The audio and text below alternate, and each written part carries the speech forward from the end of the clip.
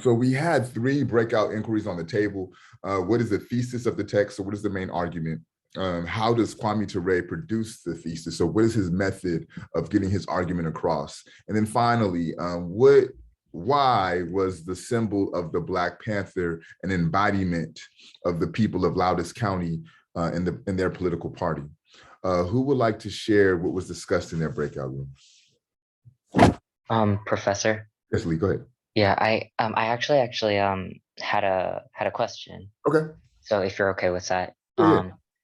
Yeah, so they kind of talked about how um you know the the sheriff or whoever ended up doing it kind of put a bounty specifically on um the um the pastors, I think, Mm-hmm. like Jonathan or the two white men. Mm-hmm. And I was kind of wondering why they specifically wanted to target out um over the kind of the Black Party members, why they specifically targeted the two white men. Yeah, that's a really good question. And I think the impetus behind that is more so like, okay, so y'all are from our community and you want to defect from our community and join the op, if you will, the opposition, right? So we'll teach you and anyone else who's thinking about joining the opposition, if you will. We'll show you what's going to be your the end result of you switching sides, so to speak, right? Or what they call being a race traitor, right? So they're positioned as being a traitor to their race by joining those Black folks who are trying to advocate for their power and their livelihoods. So that's really where that impetus comes from.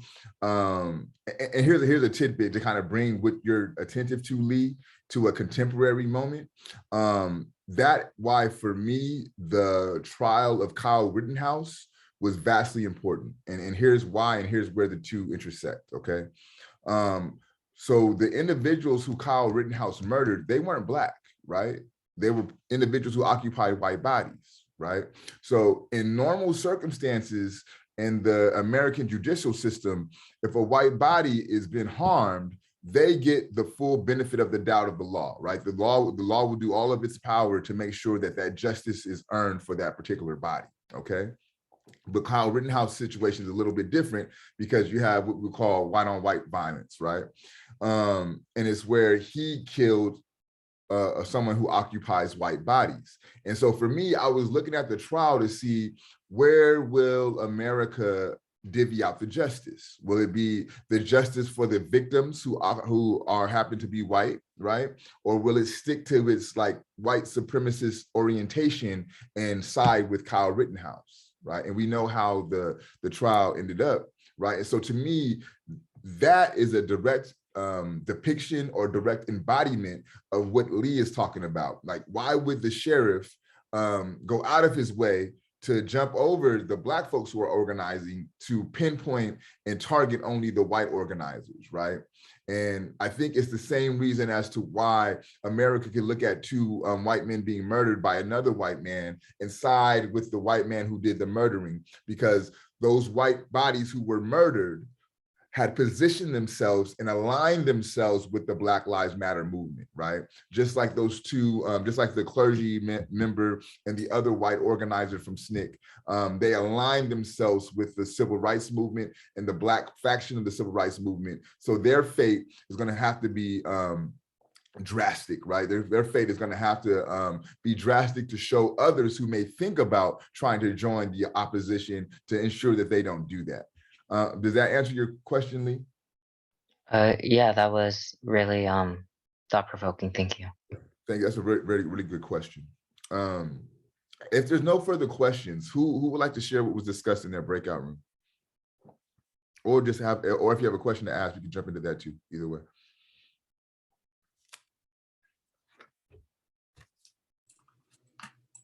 I can go. Okay, thanks, Cole. Just talking about, hold on, sorry, I'm gonna get my notes up. Just like documenting the beginning of the Black Panther Party, which I didn't realize the origins of it came from this situation. I assumed it was something that began in like Chicago or Oakland. and starting here in Lowndes, is that in Alabama? Yeah, Loudest County, Alabama. Yep. Okay. And just like the work that Kwame Ture had to put in to getting it all together, and like the backlash that he faced from the Klan and the people around him. And then they chose the panther as a symbol because it was like an animal that won't attack unless it's provoked. Yeah. And then the way he delivered the thesis was just kind of like documenting what was going on around him. Thank you, Cole. That was very comprehensive. I think you hit all 3 points. Can anyone else chime in or add some extra information to what Cole provided us?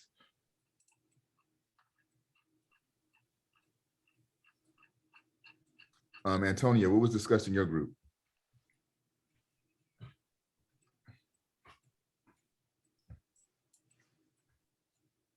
Okay, sorry. I was in the same group as Cole. We talked about the Black Panther Party and how more economic it was to the community it served. It provided, well, we brought our own context in from other information, like they provided a free lunch or free breakfast program and daycare to the community. They really emphasize on serving the community and also defending it. Perfect. Thank you, Antonia. Ashanti, what was discussed in your group? I was in their group too, and we talked about, I don't know if you mentioned the panther, but we talked about the significance of the panther and why they chose it. Was basically because it's an animal that doesn't react unless provoked, and how like later their slogan became, what was it? You get the first shot and then you don't get any more after that. So it was just basically this majestic animal that kind of symbolized how they're not going to be the aggressors, but if it needs to be taken there, they can. Yeah. Does anybody know the full name of the Black Panther Party that originated out of Oakland, like the full name?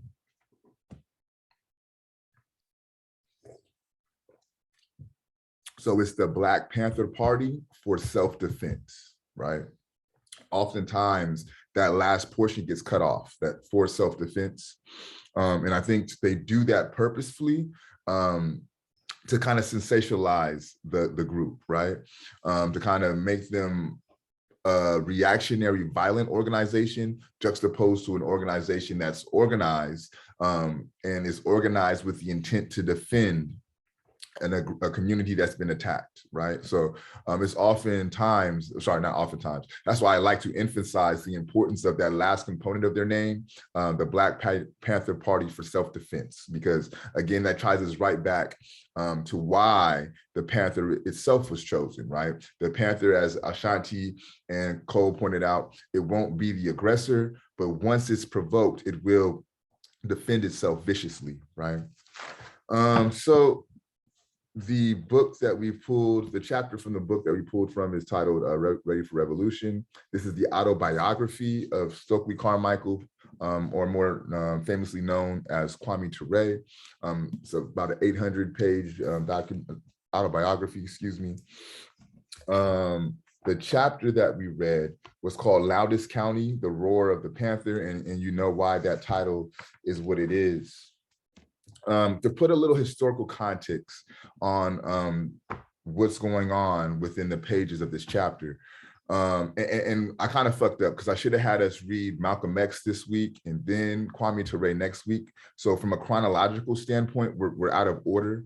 But what's happening as we pick up the text, right? It's 1965, the latter half of 1965.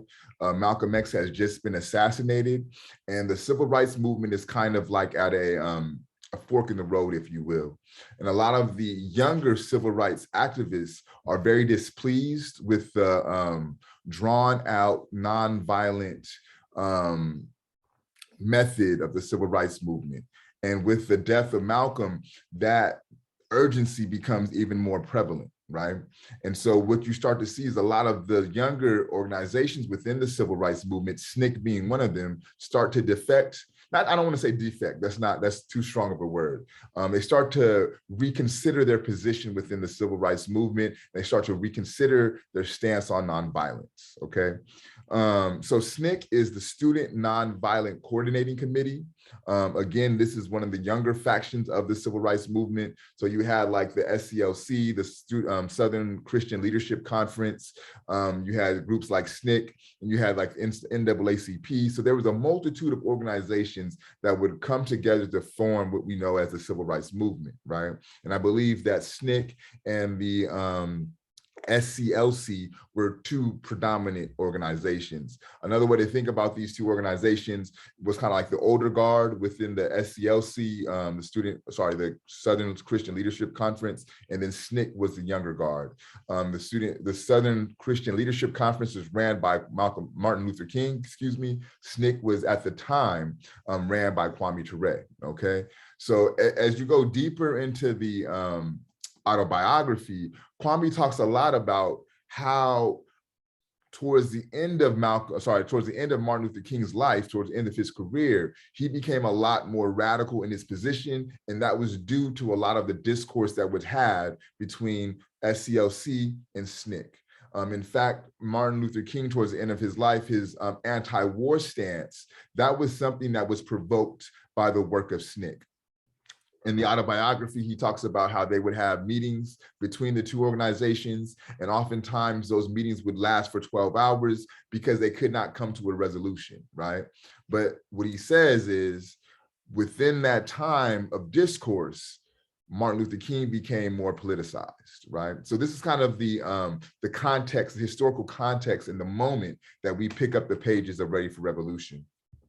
So during this time, the umbrella, right, the larger umbrella of the civil rights movement is trying to plan for the March on Washington.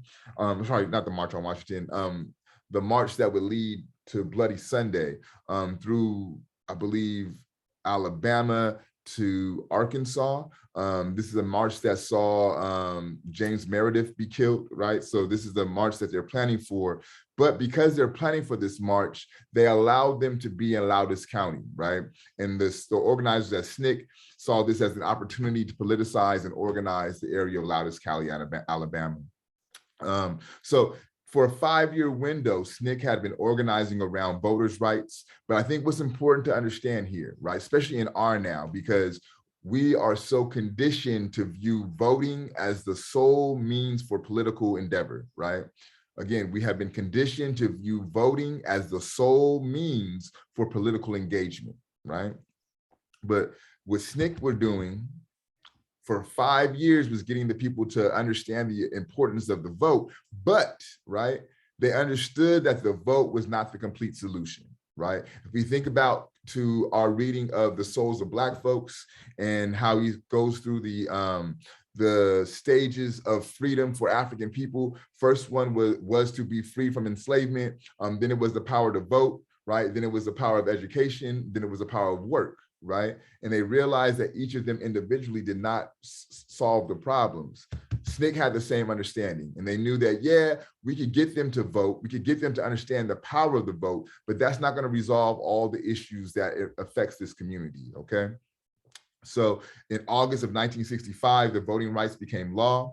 And then that gave SNCC the idea to look into establishing an independent political party in Loudon County. Because of Loudon County being a highly concentrated population of African people in one area, they thought that this would be the ideal space to have this political party, because naturally, if this whole county is African, right, it would only make sense that they would vote in their own interest. So there were two internal factors that would prohibit or kind of mitigate them from accomplishing the goal of getting everyone ready to vote, right? The first one was they thought that, so keep in mind what was going on, and keep in mind the time and the context that we're in, okay? A large thrust of the civil rights movement was to integrate segregated societies, okay? Or segregated spaces. So for a lot of the people, to kind of create your own independent political party was kind of doing the same work of segregation.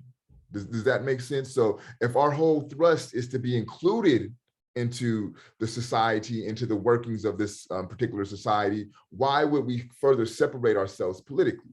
And that was some of the intellectual and ideological shortcomings that SNCC had to overcome to be able to effectively organize the people of Loudon County. So that's the first issue. And then the second one was their self-confidence, right? They didn't think they had the ability to really put together an independent political party. And so the way that they kind of worked around that, they established what they call political education. So they would go out and they would educate the folks of the area, let them know about who they're running against, let them know about how taxation works, let them know about the local politics of their area. So that way they don't feel so green and so naive around this process of political engagement. They have more of an understanding. And I think what I found, what was profound for me, was giving them the insight of their opponent, right? Letting them know their opponent's background, because when they seen who their opponents were and what their background was, it didn't seem so insurmountable. They felt like, okay, well, we have a chance, right? So I think that's very important. Through the political education, it gave SNCC the idea of establishing what we call freedom schools, right? And these freedom schools would be self-sustained and self-established little tents that they would put together to educate the people of Loudon County. In the freedom schools, they would learn about African history. They would hear the tapes of Malcolm X being played. They would learn about just some of the grand feats that African people have done. So that way they have a stronger sense of self, right? So as Cole mentioned, right, Loudon County and the sheriff of Loudon County was an enormous racist, right? And he was one of the most repressive sheriffs in the country at the time. And so as these freedom schools start to pick up steam and more African people are beginning politically educated, the sheriff would allow his mercenaries, or what we may call the Ku Klux Klan, to go and shoot up the freedom schools. So mind you how I started off this lecture, and I said that the civil rights movement was kind of at a fork in the road. And because of the murder of Malcolm X, a lot of people started to reestablish or reposition or question their position on nonviolence, right? And this is one of those moments where the questioning of nonviolence really comes to fore. So as these freedom camps are getting shot up, there's conversations going on within SNCC, and they're like, yo, we have to defend ourselves. We can't just allow these people who we're trying to educate to be harmed and to be murdered. But so what ended up happening is they would set up like posts to kind of watch the freedom camps and make sure that if somebody were to try to shoot up the freedom camps, that they would be met with the same type of fire. So hence shootouts would ensue, right?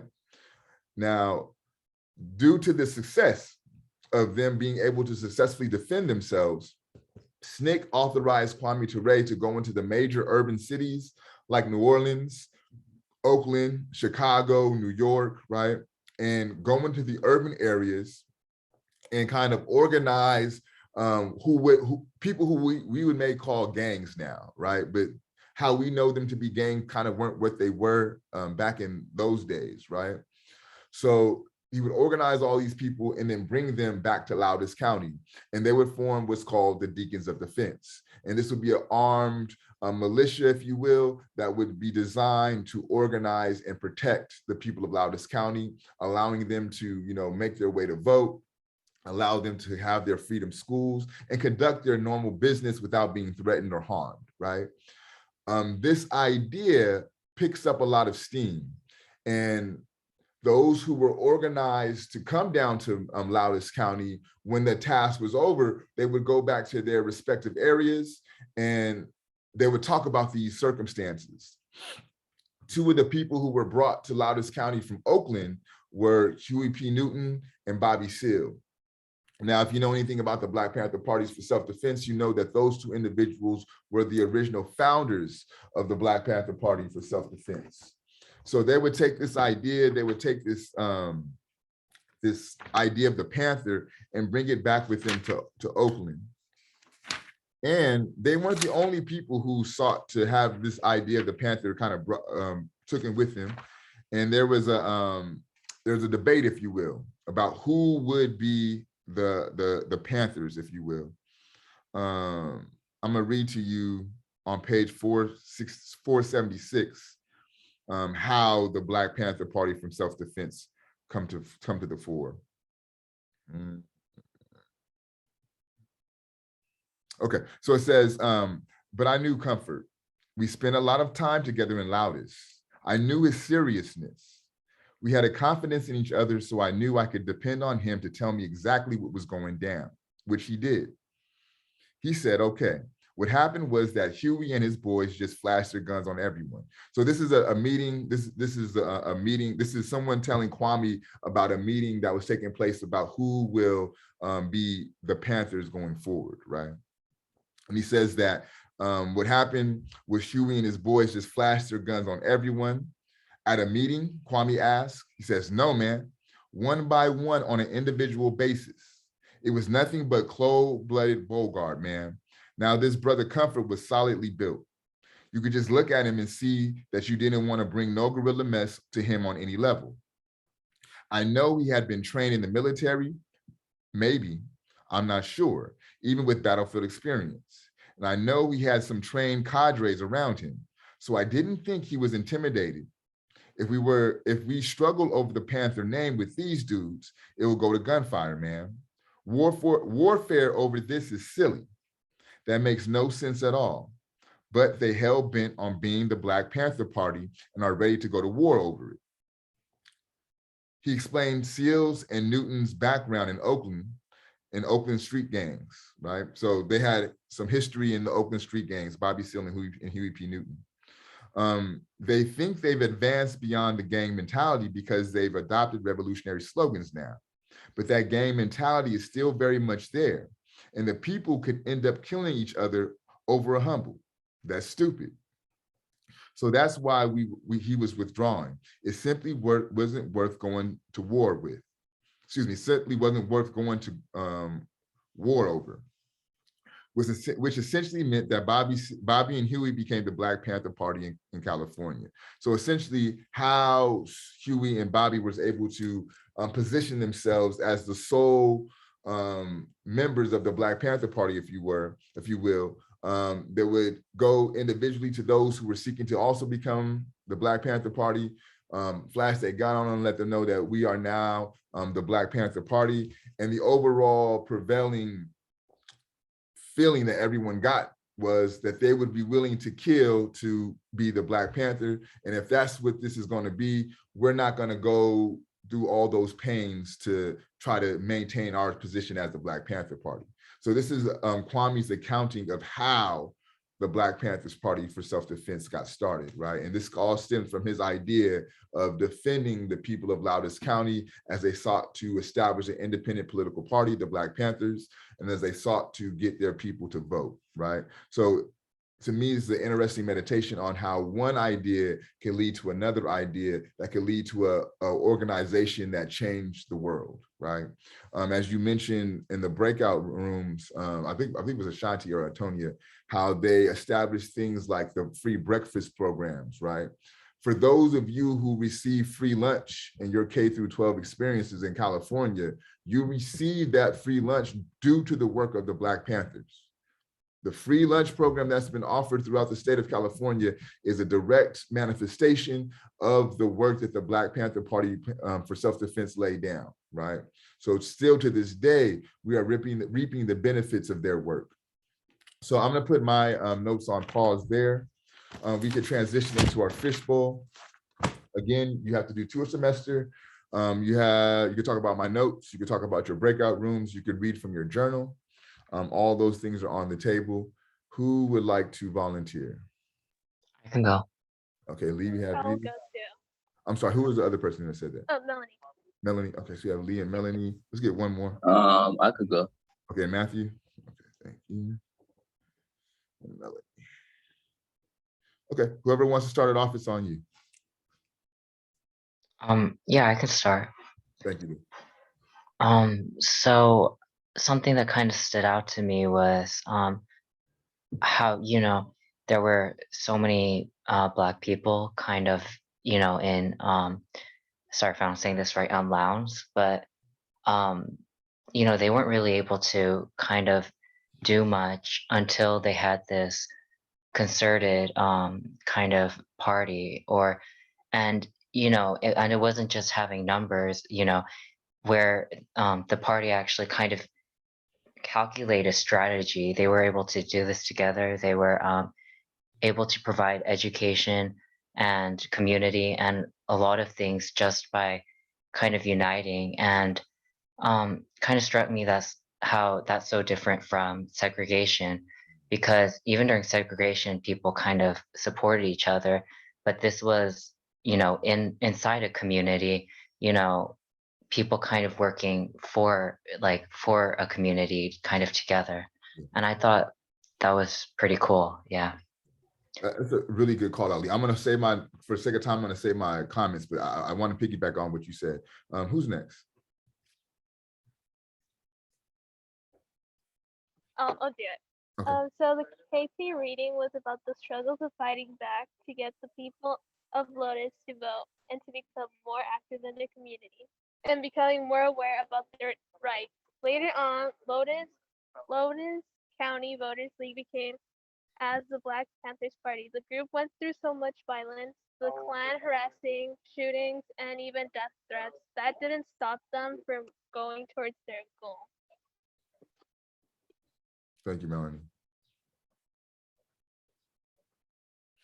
Matthew? Yeah, so like one thing I noticed in the reading was when they mentioned like that the march was getting closer to Montgomery, like how many people, like celebrities and politicians, like they all showed up last minute just to say how like they were part of that march and like the movement. And like that kind of relates a lot to like to today, because a lot of like people did that during like the Black Lives Matter movement. Like I mean, you can't really tell, but like, or not everyone knows, but a lot of people kind of did it just to like show that they were part of it, but maybe like they didn't really like support it as like other people did. So like that's like one connection I was able to make from like the text to like today's society, kind of. Yeah. Yeah, thank you, Matthew. That's a brilliant contemporary analysis, right? So what Matthew was saying is, as they're talking about the march from the march moved through Montgomery, as they get closer to to Montgomery, right, more and more celebrities start to come, right? Because as you get closer, more camera opportunities start to pop up. So, and he says that for me makes me think about 2 summers ago when everyone wanted to show up to the Black Lives Matter marches to show that they're woke also, right? And I'm even thinking about people like YG, the rapper who showed up to one of the marches in LA, but instead of being about the march, he used that opportunity to shoot a music video, right? So this is kind of some of the, what I like to call this neoliberal capture of progressive moments, right, that they do. I would liken that to, I don't know if you guys remember when the whole George Floyd thing was going on and a lot of the Democratic Party decided to put on kente cloth and take a knee, right? These are like these neoliberal symbolisms that really don't do shit, but just to show that you have a fake desire to be down. So I think that's a very good, astute call out. Also, Lee's point, I want to circle back to too, because I think it's really brilliant, how you have all of these African people concentrated in one area, right? And it wasn't until they were politically educated, until they had a political consciousness, that they were able to kind of bring themselves together and do something with their numbers, right? And I don't, correct me if I'm wrong, Lee, you were saying it kind of reminds you of when things were segregated, right? And to where the communities who were segregated had to do for themselves. And if that's what you are, if that's what you were insinuating, you're absolutely right. Because what happens to me, this is one of the things that I always argue, integration was one of the most devastating blows to the Black power structure. I'm gonna say that one more time. Integration was one of the most devastating blows to the Black power structure. The reason being, when you were segregated, you had to have your own doctor, you had to have your own bank, you had to have your own businesses, you had to have your own schools, right? So because of that, you had people who would amass wealth that were the doctors, that were the bankers, right? So there was a money that was being circulated within their community, right? I think I've talked about Black Wall Street in this class before, right? Black Wall Street is one of the byproducts of that segregated community that was able to amass enormous amounts of wealth, okay? Once segregation ended and integration manifested, instead of going to that Black doctor, instead of going to that Black bank, instead of going to that Black grocery store, you took your money outside your community. Sorry, Siri tripping. So you took your money outside of your community, right? So what begins to happen is, instead of that money staying within this Black community, that money goes out, and the value that the Black community has begins to erode, because now of the economic surplus is going outside of that community. And this is why it was one of the reasons, right? One of the reasons why I argue that this idea of integration was one of the devastating blows that we could have had as a people. We only have a few minutes left. I would like to hear a few comments from those we haven't heard from, and then we'll call it a day. JW, what were your thoughts on the reading? I actually want to talk more about your notes, if that's okay. That's cool. Yeah. As myself, like my mom, she would wake up like every day at 5:30 to make like my lunch for me and my sister, especially like in elementary school. And then when I got to high school, it's like my first year, they didn't offer free lunch to you had to have like a certain financial, it'd be in a certain financial situation to get free lunch. And then my sophomore year, they ended up giving it out to everyone. So just every student got free lunch. And so for most of that time, I always thought like, oh, like this comes from the school system, this comes from the school board, but I didn't know that it actually started with the Black Panther movement. So I found that very interesting and very eye-opening. Yeah, absolutely. And so this is one of those things, again, that neoliberal capture, right? So this is going to take an idea that comes from the community and then pick it up and we'll make it ours. So that way, people like JW and their children, you'll think that, oh man, this is something that the school is doing that's great. No, that's not what it is. They're taking these ideas from Black folks, from Black organizations, and making them theirs, right? Also, like your local health clinics, that also stemmed from the Black Panther Party, because what they started to do was organize sickle cell clinics. And they would go into homes and make sure that, if you weren't suffering from sickle cell, and they would kind of do these health checks on you, which again, neoliberals saw. And then they made these little health clinics that would begin to start popping up in urban areas all throughout the city. Ryan, I don't believe you heard from you today. What were your thoughts on the discussion or the reading? Hello, can you hear me? Yeah. Yeah, so I thought it was pretty cool, like, because I didn't know like about the free lunch, but also like just like free legal aid and stuff for the people, for because I thought it was just like, government was being nice and all, but I know it came from all that, like the history of it. Yeah. Yeah, the legal aid, that's a great call out. Angela Davis was one that was very instrumental in a lot of the legal aid work that the Black Panther Party did. So yeah, that to me is one of these things that people ask, well, why such a focus on Black studies, or why such a focus on Black issues? If you pay close attention, you'll see how when African people do things to advance their situation, not only do their situation improve, but all of society's situation improves, right? Because yeah, there was hella Black kids who were able to eat because of the free lunch program, but now all kids are able to eat, regardless of what your race is, because of these free lunch programs, right? And if you know anything about capitalism, they don't give a fuck about what color you are. If you broke, and they're gonna treat you as such, right? So this is a universal solution that the Black Panthers Party offered, again, that helps everyone, not just Black people. And I would liken that to the work of this discipline, right? Of Africana studies, of Pan-African studies. This is a discipline that's focused on the issues and the problems that affect African people, but the solutions that are offered are universally applicable, and they will universally allow our society as a whole to improve. And this is why I always rest my hat on the discipline and the work of Pan-African Studies, on the discipline and the work of Africana Studies, because although it's specified to address the issues of my people, again, the solutions that are offered are universal and widely applicable. Any other questions, comments, or concerns? Jaime, I think you're the only person that ain't said nothing today. Why don't you close this out? I know you're active in the chat. We want to hear your voice. No, yeah. I was saying in the chat that I didn't even know about that like free food thing and all that movement. Like how Ryan said, I thought like the government was like majority of that, but like now seeing that and stuff like in recent years after like I want to say my junior senior year started getting more deep into that. I started figuring out about the self-defense thing. I started figuring out a little bit more of that, like doing my own research and stuff, because high school never teach me none of that.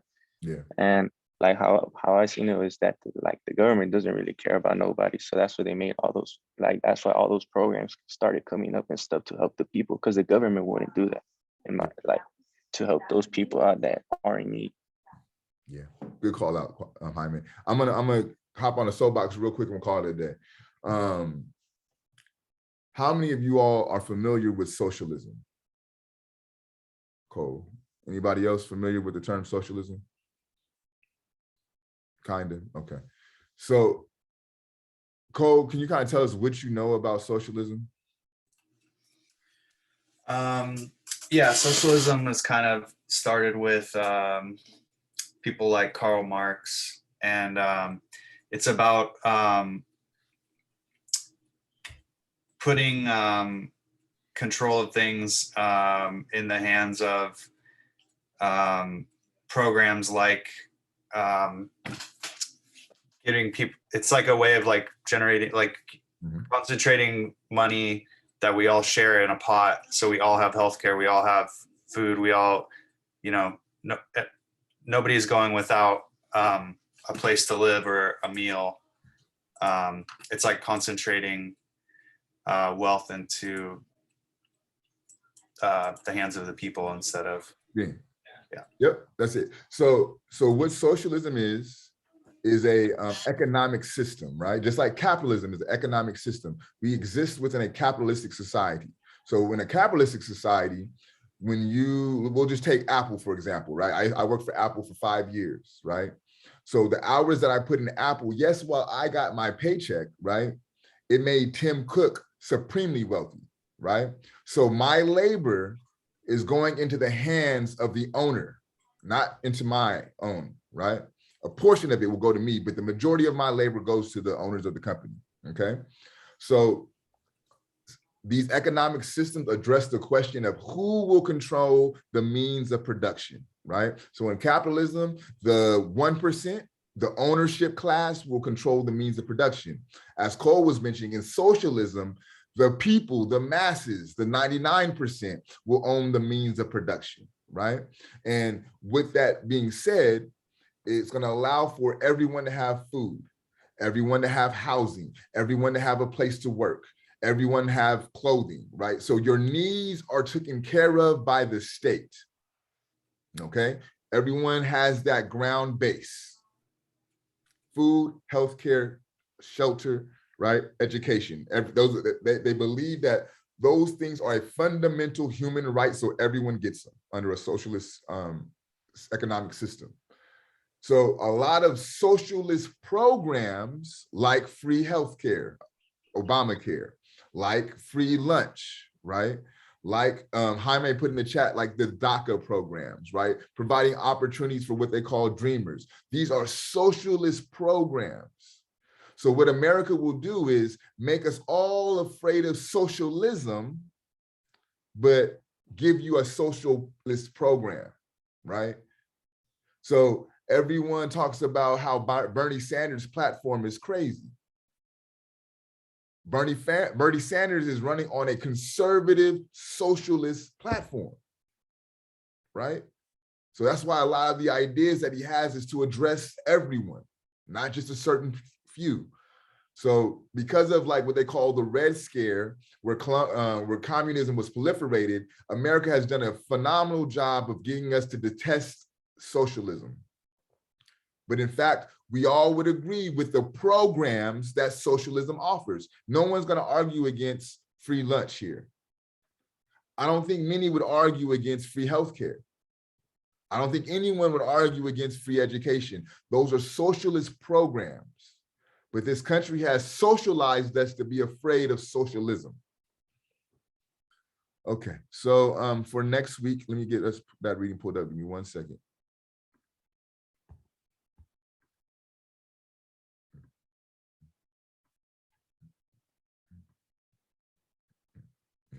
Okay. For next week.